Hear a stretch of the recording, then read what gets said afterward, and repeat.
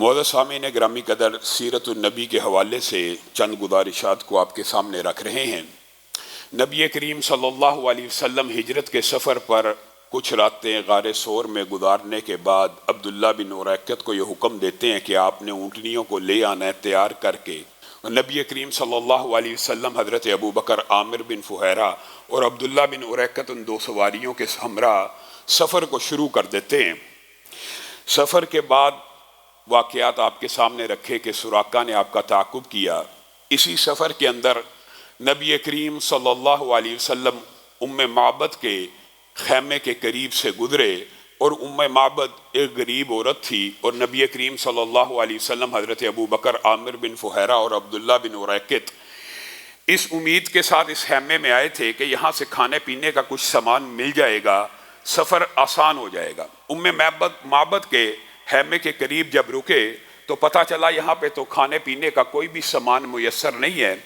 تو ام معبد کو رسول اللہ صلی اللہ علیہ وسلم نے کہا کہ آپ کے پاس کچھ کھانے پینے کا سامان تو نہیں ہے، لیکن یہ ما هذه الشاة یا ام معبد، یہ جو بکری پھر رہی ہے اس کا کیا قضیہ ہے؟ یہ اکیلی ہے یہاں پہ؟ کہا نہیں، یہ ایک بہت بڑا ریوڑ ہے جو میرا خاوند چرانے لے کے گیا، البتہ وہ بکریاں بھی کمزور ہیں، لیکن یہ سب سے بوڑھی ہے، اس نے دودھ دینا ایک عرصہ ہو گیا، ایک مدت ہو گئی ہے، دودھ دینا چھوڑ دیا۔ نبی کریم صلی اللہ علیہ وسلم نے یہ بھی پوچھا فَهَلْ بِهَا مِن لَبَنٍ، کیا یہ دودھ بھی دیتی ہے؟ کہا نہیں، یہ دودھ نہیں دیتی۔ اَتَأْذَنِينَ، کیا آپ مجھے اجازت دیتی ہیں کہ میں اس کا دودھ دو لوں؟ نبی کریم صلی اللہ علیہ وسلم نے جب یہ بات کہی، ام معبد حیران رہ گئی کہ میں کہہ رہی ہوں بکری تو بوڑھی ہے، بکری تو ایک عرصہ ہو گیا دودھ دینا چھوڑ گئی ہے، اور رسول اللہ صلی اللہ علیہ وسلم مجھ سے اجازت مانگ رہے ہیں کہ میں اس کا دودھ دو لوں۔ جی اے اللہ کے رسول، اس وقت تو ابھی ایمان کو قبول نہیں کیا، لیکن کہتی ہیں اگر آپ دونا چاہتے ہیں تو آپ اس کو دو لیجئے۔ نبی کریم صلی اللہ علیہ وسلم نے بسم اللہ پڑھی، اللہ کا نام لیا، اس کے تھنوں کو دونا شروع کیا، بکری نے اپنی ٹانگوں کو چوڑا کیا۔ مفسرین مورخین نے اس واقعے کو بھی تفصیل سے بیان کیا۔ وہی بکری جو ایک عرصے سے دودھ دینا چھوڑ چکی تھی، بوڑھی ہو چکی تھی، امید کوئی نہیں کہ یہ دودھ دوئے گی، رسول اللہ کے ہاتھ کا لگنا تھا، دودھ کی دھاریں وافر اور فراواں اس کے تھنوں سے نکلنے لگی۔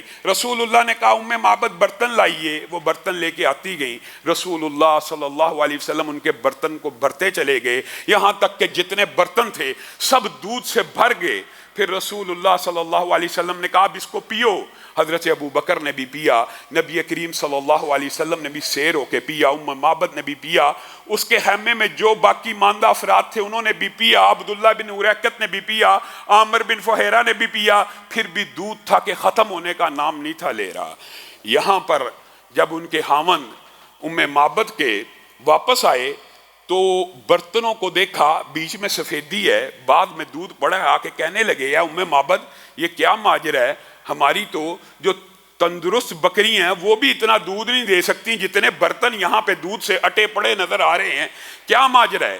یہاں پہ ام معبد نے نبی کریم صلی اللہ علیہ وسلم کا وہ حلیہ بیان کیا جو سارے کے سارے مورخین نے رقم کیا، اور نبی کریم صلی اللہ علیہ وسلم کے ظاہر کے اعتبار سے، ظاہری حسن کے اعتبار سے جو چیز ام معبد بیان کر گئی ہیں آج تک نہ کسی صحابی نے بیان کی، نہ کسی مورخ نے بیان کی، نہ کسی محدث نے بیان کی۔ اس کی بھی کچھ وجوہات ہیں۔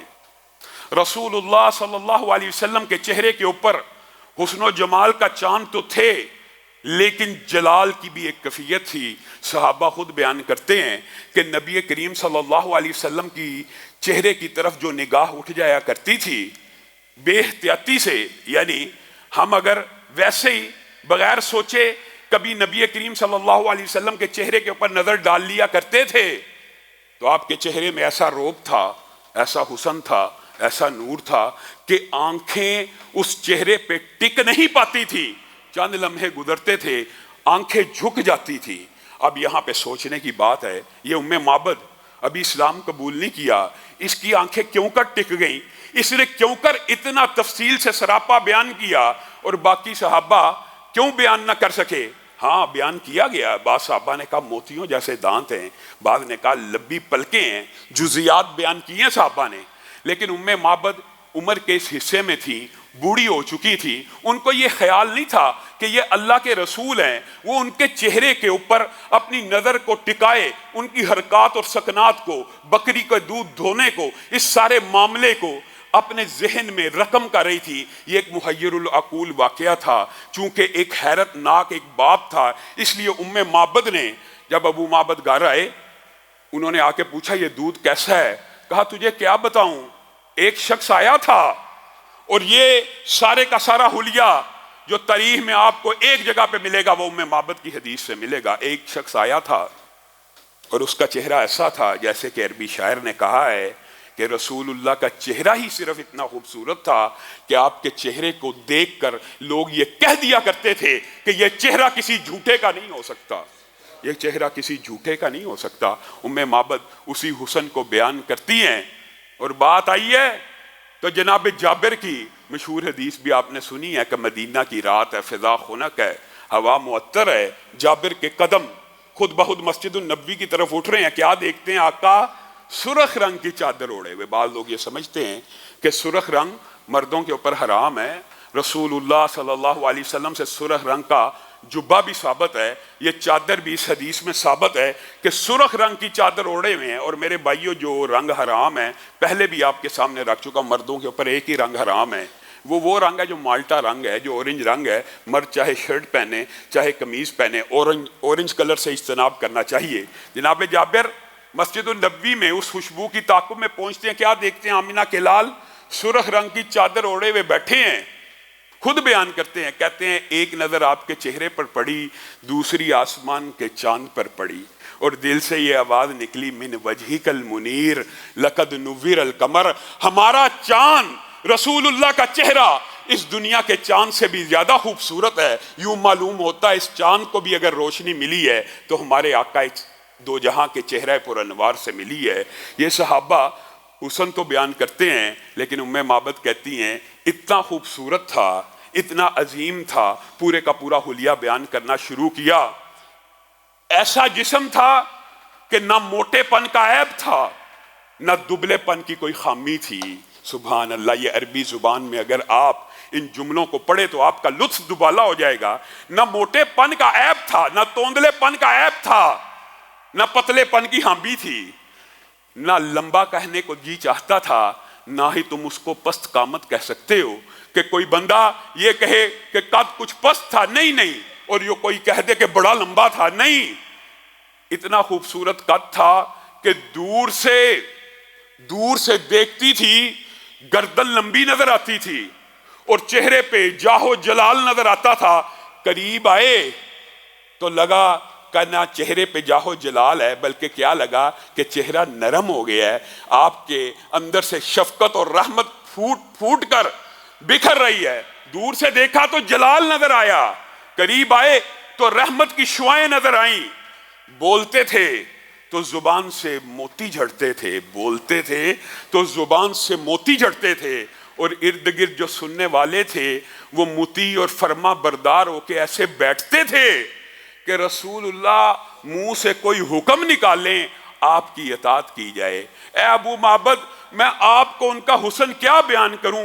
پلکیں تھی تو لمبی تھی، ابرو تھے تو باریک تھے، آواز تھی تو باروب تھی، بولتے تھے تو لفظ با لفظ فاصلہ پیدا کرتے تھے۔ ایک جاہو جلال تھا، وہ چمکتا ہوا چاند تھا، وہ دمکتا ہوا سورج تھا۔ اے ابو معبد، میں تجھے کیا بتاؤں، جب سے آیا گھر میں رحمتیں اور برکتوں کا نزول ہوا، اور جب سے گیا ہے ام معبد کی آنکھیں اس کے دیدار کو ترس رہی ہیں۔ ابو معبد نے یہ حلیہ ام معبد سے اتنا تفصیل سے سنا، اور عربی زبان میں جو بندہ اس حلیے کا لطف لینا چاہتا ہے وہ اس کو مزید بھی پڑھ سکتا ہے۔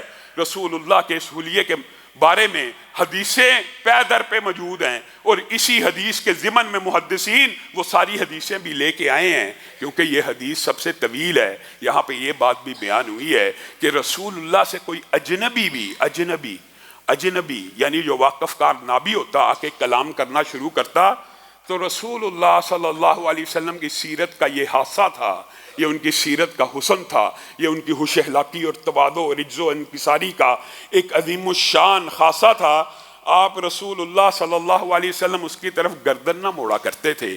یہ خصوصیت کسی نبی ہی کی ہو سکتی ہے کہ کوئی بلائے گردن نہ موڑی، بلکہ کیسے متوجہ ہوئے؟ رسول اللہ پورے جسم کے ساتھ اس کی طرف متوجہ ہوا کرتے تھے، پوری جسم کے ساتھ اس کی طرف متوجہ ہوا کرتے تھے۔ جو اجنبی بھی ہوتا تو بتائیے اگر کوئی واقف کار ہو تو رسول اللہ اس کی طرف کیسے متوجہ ہوتے ہوں گے۔ یہیں پر محدثین نے وہ باب بھی لکھے کہ ایک پاگل دیوانہ عورت رسول اللہ کا ہاتھ پکڑ کے مدینہ میں جہاں چاہتی تھی رسول اللہ کو لے جاتی تھی، اور رسول اللہ کہتے تھے اگر تیرا کام میں محمد صلی اللہ علیہ وسلم کے جانے سے ہو جاتا ہے تو لے چل، مجھے جہاں لے کے جانا چاہتی ہے لے چل۔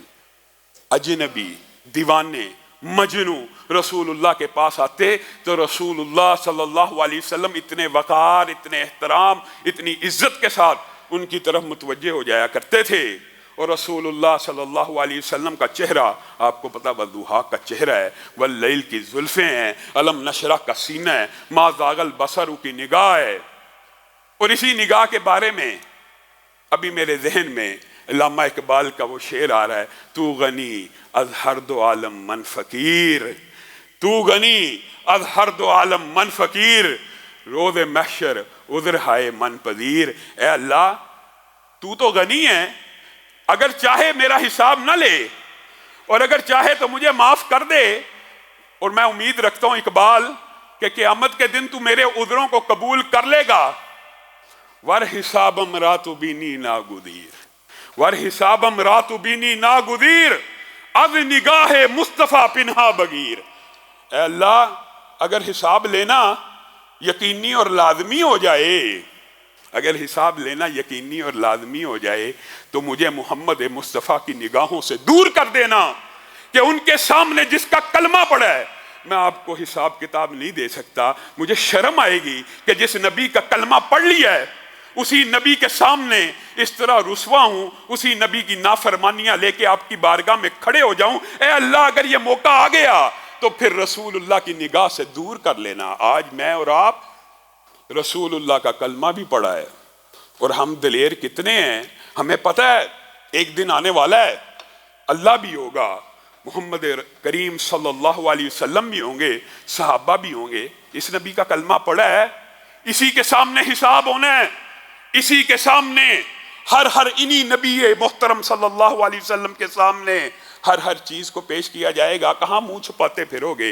اللہ ہی کی تو شرم بھی ہوتی ہے، لیکن جس نبی کا کلمہ پڑھا ہو، جس نے اٹھنے بیٹھنے کا، کھانے پینے کا، بہن بھائی کا، اوڑھنے کا سلیقہ سمجھایا ہو، اس کے سامنے کل قیامت کے دن اپنے رب کو بھی کیا منہ دکھاؤ گے؟